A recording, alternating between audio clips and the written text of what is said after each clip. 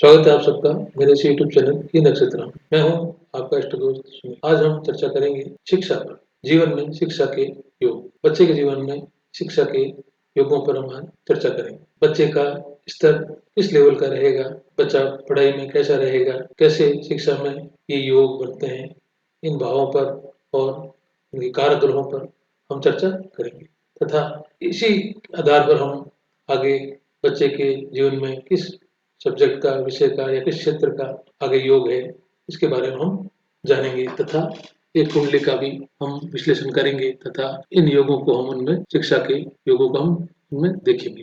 ज्योतिष में व्यक्ति के शिक्षा के योग पर आज हम चर्चा करेंगे। वर्तमान में शिक्षा बहुआयामी है, अनेक क्षेत्र हैं जिसमें विद्यार्थी अध्ययन करते हैं।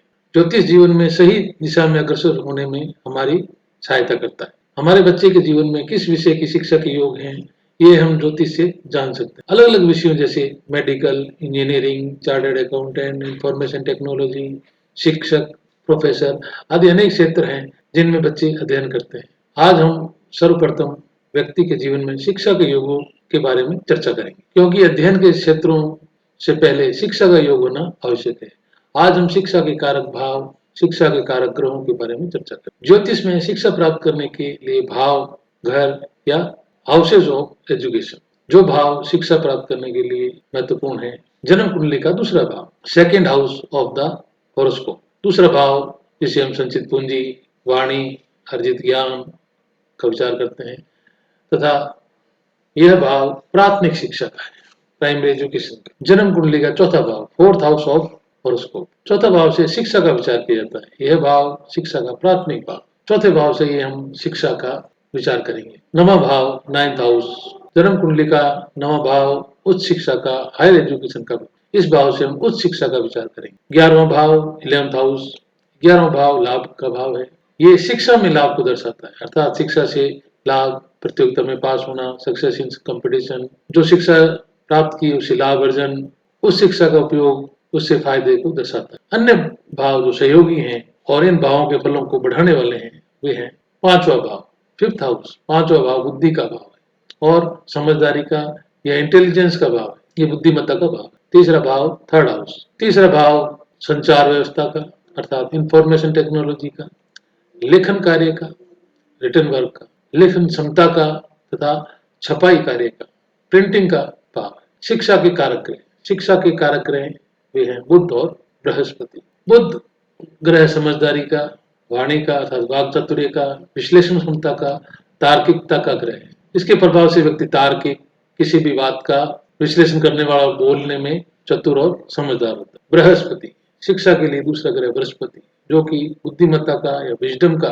विवेक का, जिसमें सही और गलत की समझ हो तथा समझदारी का स्वामी ग्रह है। अब हम देखेंगे कालपुरुषी कुंडली में किस भाव से हम क्या देखेंगे, जो हमने अभी तक समझा उसे इस कुंडली में देखेंगे। प्रथम भाव लगन भाव है, दूसरा भाव प्राथमिक शिक्षा का, तीसरा भाव लेखन क्षमता का, चौथा भाव शिक्षा का मुख्य भाव है, पांचवा भाव बुद्धिमत्ता का, छठा भाव रोग ऋण शत्रु का, सातवां भाव जीवन साथी का, आठवां भाव कठिनाइयों, नौवां भाव उच्च शिक्षा का, दसवां भाव पद प्रतिष्ठा का और 11वां भाव शिक्षा में लाभ का, 12वां भाव व्यय का, हानि का। अब हम इनमें से जो प्रमुख भाव है शिक्षा के, हमने देखे हुए प्राथमिक भाव, प्राथमिक शिक्षा का दूसरा भाव, शिक्षा का मुख्य भाव चौथा भाव, उच्च शिक्षा का नवम भाव, शिक्षा में लाभ का 11वां भाव, लेखन क्षमता का तृतीय भाव, बुद्धिमत्ता का। शिक्षा के प्रमुख कारक भाव और ग्रह। दूसरा भाव प्राथमिक शिक्षा का, चौथा भाव शिक्षा का मुख्य भाव है, नवा भाव उच्च शिक्षा का, 11वां भाव शिक्षा में लाभ, पांचवा भाव बुद्धिमत्ता का, तीसरा भाव लेखन क्षमता का।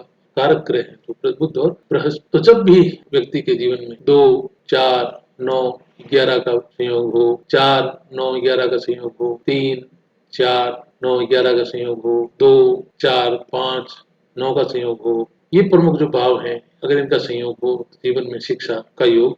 अब हम इसे एक व्यक्ति के जन्म कुंडली में इन भावों को देखें। कुंडली लेंगे, डेट ऑफ बर्थ है 24/8/2019 और समय है 13:30। वृश्चिक लग्न की कुंडली है, लग्न में ही गुरु है, द्वितीय भाव में शनि है, केतु है, प्लूटो है, सप्तम भाव में चंद्रमा है, अष्टम भाव में राहु है, नवम भाव में बुध है, दसम भाव में मंगल, सूर्य और शुक्र विराजमान है। 11वां भाव और 12वें भाव में कोई ग्रह नहीं। सबसे पहले हम इसमें शिक्षा के जो योग हमने अभी देखे, समझे, उन योगों को देखिए। केतु से शुरू करेंगे। केतु में दूसरे भाव, चौथे भाव और पांचवें भाव का फल दे रहा है। तीसरे का भी। केतु जिस नक्षत्र में है, शुक्र में, वो 9 का फल दे रहा है, उच्च शिक्षा।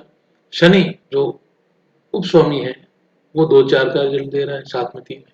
तो केतु की दशा जब भी आएगी तो ये शिक्षा के लिए अच्छी है। 2 प्राथमिक शिक्षा का, 4 शिक्षा का, 5 इंटेलिजेंस का, बुद्धा का, 5 इंटेलिजेंस का, बुद्धिमत्ता का, 9 उच्च शिक्षा का। ये रिपीट बार-बार हो रहे हैं, ग्रह में भी, नक्षत्र में भी और उपस्वामी में। शुक्र में देखें उच्च शिक्षा का, केतु जो इस नक्षत्र, शुक्र जिस नक्षत्र में है, 2, 4, 5, शनि 2, 4 इसमें भी है, अच्छी शिक्षा का योग है, 3, 7 है। सूर्य में देखें 9 इस नक्षत्र में, सूर्य 2, 4, 5 ये भी है।